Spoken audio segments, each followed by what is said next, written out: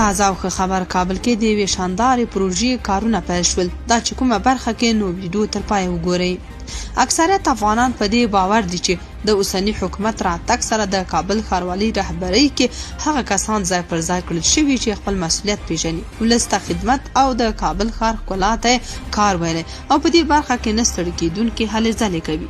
د همدې په لړ کې تازه خبر دا دی چې د افغان حکومت لوړپوړو مسؤلینو او د کابل ښاروالۍ د مشرتابه په شتون کې د کابل ولایت د اداري ودانۍ مخې ته د هوایي پله د جوړولو چارو پرانیسته وشوه. په یاد پرانیست غونډه کې اقتصادي مرستیال برادر اخوند ویل چې یاد پل د شاوخوا 400 میلیونه افغانۍ په لګښت د 283 متره اوږدوالي 18 متره سور او 8 متره لوړوالي جوړیږي.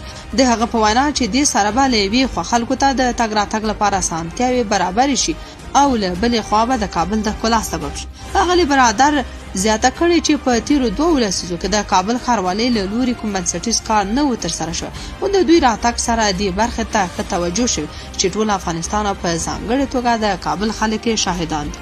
تاسو په دې اړه څه نظر لرئ؟ کومنټ کې ولیکئ او پاڼه فالو کړئ. مننه.